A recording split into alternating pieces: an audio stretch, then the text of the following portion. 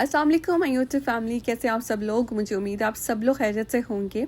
मैं भी अल्हम्दुलिल्लाह से बिल्कुल ठीक हूँ।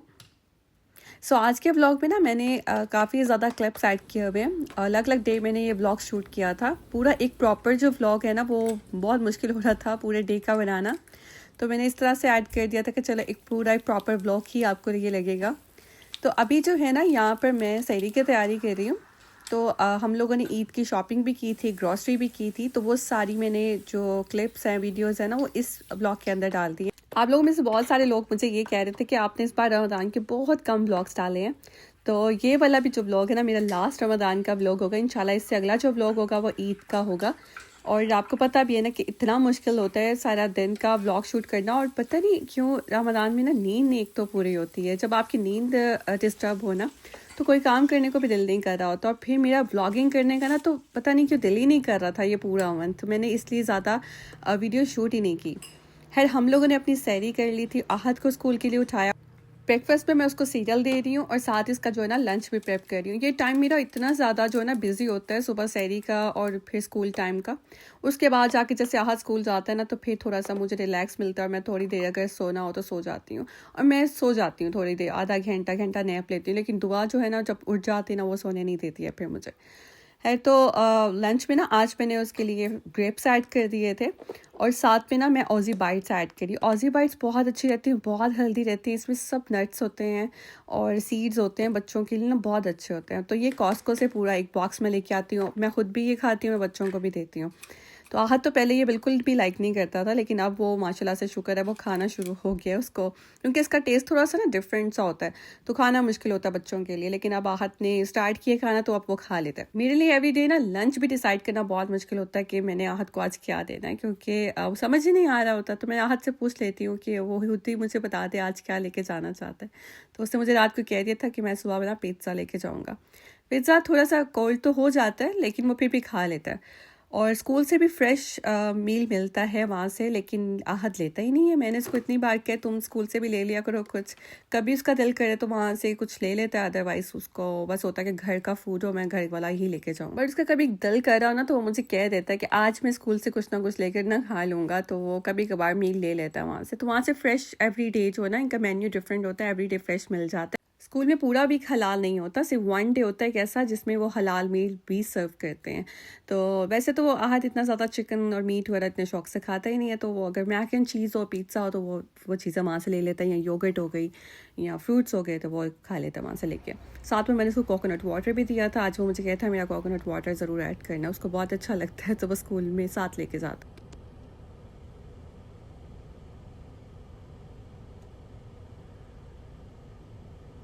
आहद को आके मैंने यहाँ पे स्कूल ड्रॉप कर दिया था। और कभी मेरी ड्यूटी होती है, ज़्यादा तो मेरी ही ड्यूटी होती है आहद को पिक एंड ड्रॉप करने की। अगर हस्बैंड कर रहे हो तो फिर मैं उनको कह देती हूँ कि आप आहद को आज ड्रॉप कर दे, क्योंकि सुबह के टाइम ना स्पेशली मुझे बहुत मुश्किल लगता है ड्राइव करना, क्योंकि इतनी सर्दी होती है ना बाहर। इतनी सर्दी में जब आपको बाहर जाना पड़ता है, गाड़ी स्टार्ट करनी पड़ती है ना जाके, वो लग पता जाता है बाहर। तो है मैं कहती हूँ सबकी हिम्मत है, क्योंकि लोग जॉब पे भी जाते हैं सुबह अर्ली मॉर्निंग पे।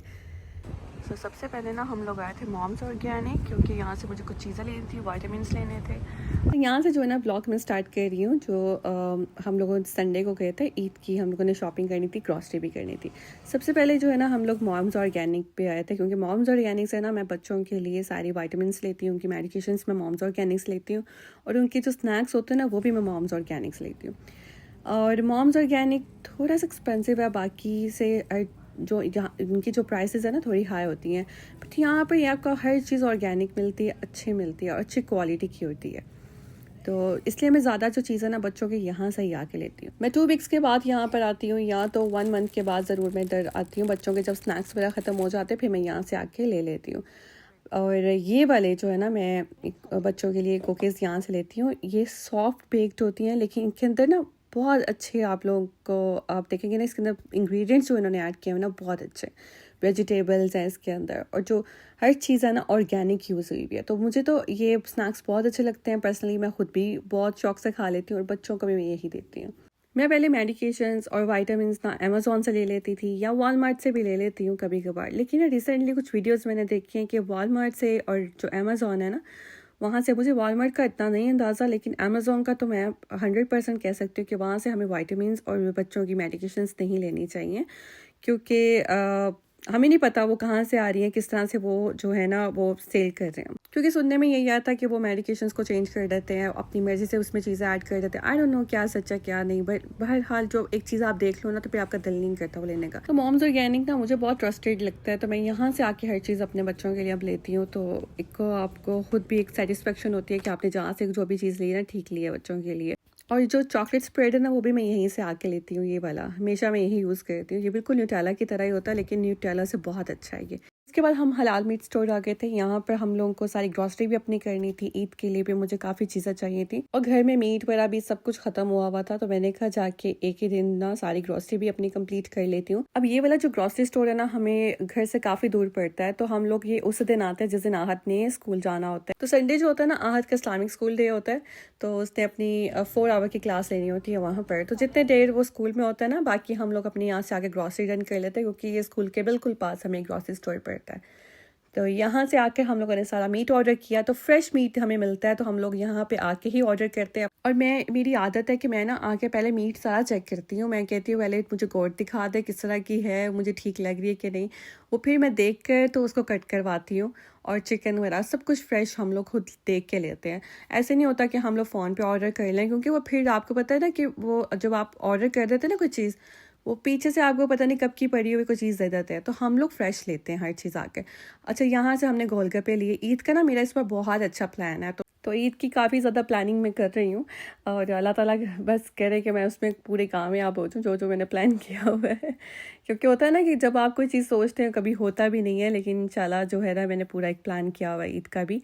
तो उसके लिए मुझे जो चीज़ें चाहिए ना वो मैंने यहाँ से सारी ली हैं, और इसके अलावा मैंने काफ़ी चीज़ें जो है ना अमेज़ॉन से भी ऑर्डर की है। वो मैं आपको ना अपनी नेक्स्ट वीडियो पे दिखाऊंगी। मैंने काफ़ी चीज़ें जो है ना ऑलरेडी ले ली हुई हैं और मैं वेट कर रही हूँ कि बस वो सब कुछ मुझे डिलीवर कर दें, क्योंकि पैकेज जो है ना एवरीडे वो डिले कर रहे हैं और वो मुझे मैसेज आ रहा होता है कि जी अराइविंग टुमारो। मैंने कहा यार ये तो डिले करते जा रहे हैं, पता नहीं टाइम पर आएगा। क्योंकि प्लान भी मेरा इतना अचानक सा बना कि मैंने ये सारी चीज़ें जो है ना ईद वाले डे करनी है। जब आप एंड टाइम पर आके कुछ चीज़ सोचते हैं ना तो फिर काम भी ख़राब हो जाता है। बस अब यही टेंशन है कि अल्लाह ताला के बस सारी चीज़ें जो है ना मुझे टाइम पे डिलीवर हो जाए है। तो हम लोगों ने यहाँ से अपनी सारी ग्रॉसरी जो है ना जो चीज़ें लेनी थी वो ली और डन की।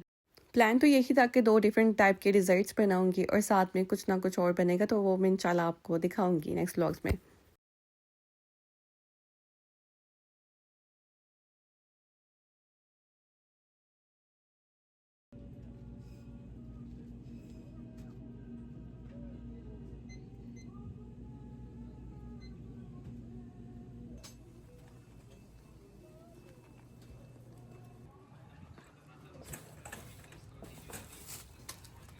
ग्रोसरी यहाँ पे सारी डन की और राहत को हमने यहाँ से स्कूल से पिक किया और उसके बाद हम लोग चले गए थे मॉल पे।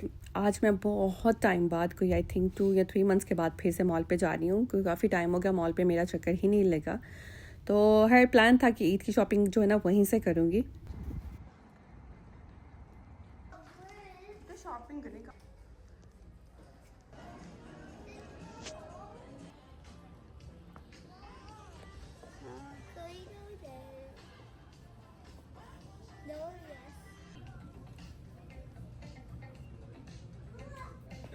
पहले तो मैं आई थी ओल्ड नेवी, और ओल्ड नेवी भी आके मैंने बच्चों के थोड़े वो ड्रेस देखे जो मुझे बिल्कुल भी अच्छे नहीं लगे, पसंद नहीं आया। तो साथ ही फिर मैंने कहा प्राइमार्क चेक कर लेती, प्राइमार्क इसके साथ ही है बिल्कुल। तो वहाँ पे मैं आ गई थी। पता नहीं क्या है यार, जहाँ पे भी जाती हूँ सेम ही वैरायटी सारी नज़र आती है, कुछ चेंज ही नहीं है। मुझे लगता है कि अभी रिसेंटली मैं ये बच्चों की सारी ड्रेस लेके गई थी और सारी चीज़ें वही सेम मुझे देखने में मिल रही हैं। तो मैंने कहा यार कोई न्यू वैरायटी नहीं आई हुई। तो खैर कुछ ख़ास देखने को मिला ही नहीं। मैंने अपने लिए सैंडल्स देखे थे, वो भी मेरे साइज़ के ही नहीं थे जो मुझे पसंद आए। एक वक्त था जब मैं सिर्फ अपने लिए ही शॉपिंग किया करती थी। जब भी मैं स्टोर्स पे आती थी ना अपने लिए चीज़ें ढूंढ के होती थी कि मुझे ये चाहिए वो चाहिए। लेकिन अब जैसे जैसे मेरे बच्चे माशाल्लाह से अब ग्रो हो रहे हैं ना, तो मेरे ध्यान सिर्फ उन्हीं पे रहता है। मैं कहती हूँ बच्चों की हर चीज़ पूरी हो जाए, मेरी ठीक है, नहीं भी होगी ना तो इट्स ओके। तो मैं अपनी शॉपिंग बहुत ही कम करती हूँ, बच्चों के लिए ज़्यादा खरीदती हूँ। और मेरे हस्बैंड मुझे हमेशा यही बात कहते हैं, आती तुम अपने लिए हो, ज़्यादा शॉपिंग तो बच्चों के कर लेती हो। तो मेरा अपनी चीज़ों की तरफ ध्यान ही नहीं जाता। मैं कहती हूँ मुझे ज़रूरत ही नहीं है, मेरे पास जो है मैं उसी में हैप्पी हूँ। और शायद आप लोग इस बात से मेरे साथ बहुत रिलेट भी करेंगे कि शादी के बाद ना वो ईद का मज़ा नहीं रहता जो आपका पहले शादी से पहले होता है। एक अलग ही वाइब थी ना वो टाइम जो आपने अपने पेरेंट्स के साथ, अपने बहन भाइयों के साथ गुजारा होता है ईद का।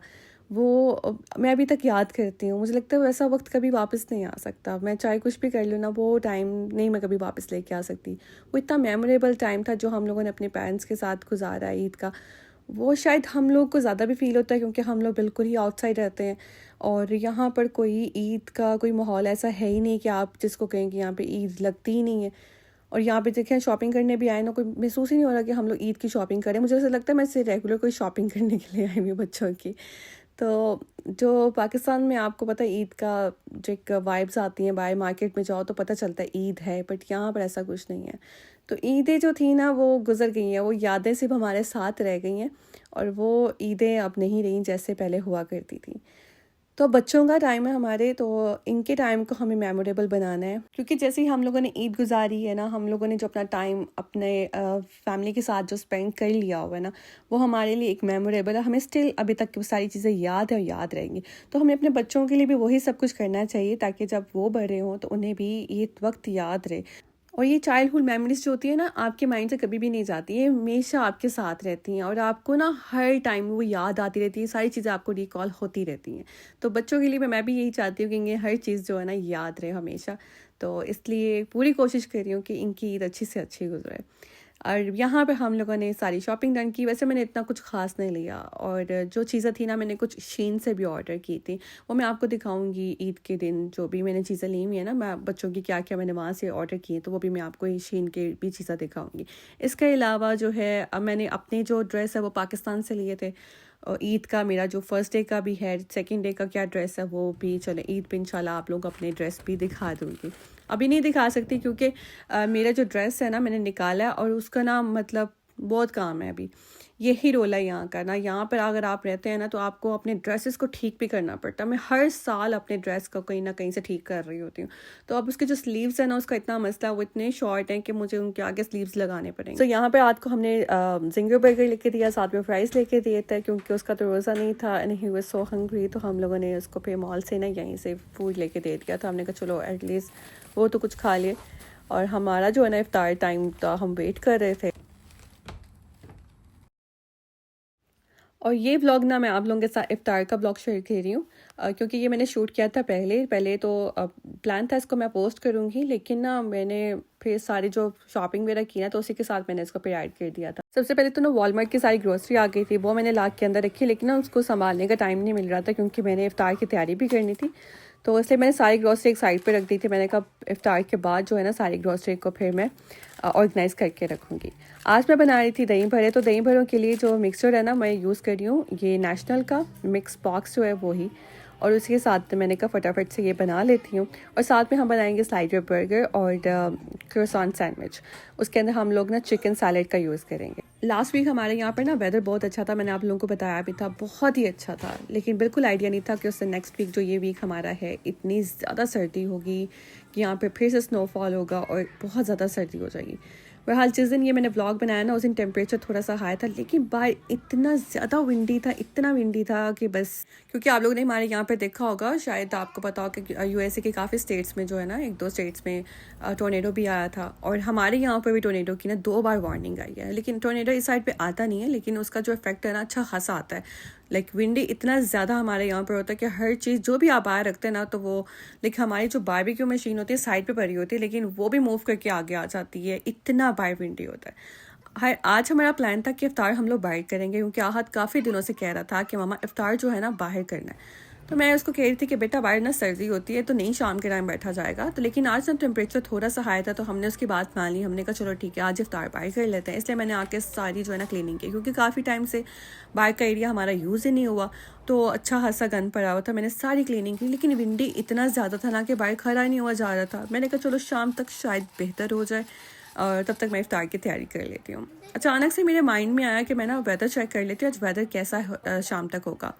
और जिस टाइम इफ्तार था ना, इफ्तार का टाइम, उसी टाइम पे बाहर जो है ना थंडर स्टॉर्म शो कर रहा था और उसके साथ ना टोर्नेडो की वार्निंग भी आ रही थी। तो खैर मैंने कहा लगता है इफ्तार तो नहीं बाय हो सकता, तो फिर जो है ना मैंने कैंसिल कर दिया। मैंने कहा चलो शाम तक देखते हैं, शायद वेदर चेंज हो जाए और हम लोग बाहर इफ्तार कर लें, क्योंकि वेदर को तो आप प्रेडिक्ट नहीं कर सकते ना, तो वेदर तो चेंज होता रहता है। तो मेरे माइंड में था अभी तो 4 घंटे शायद ख़त्म हो जाए, ऐसा ना हो थंडर स्टॉर्म ना आए उस टाइम पर, लेकिन ऐसे ही हुआ था। पूरे इफ्तार के टाइम ही यहाँ पे थंडर स्टॉर्म आया और इसी टाइम पे जो इतनी ज़्यादा बारिश हुई थी ना।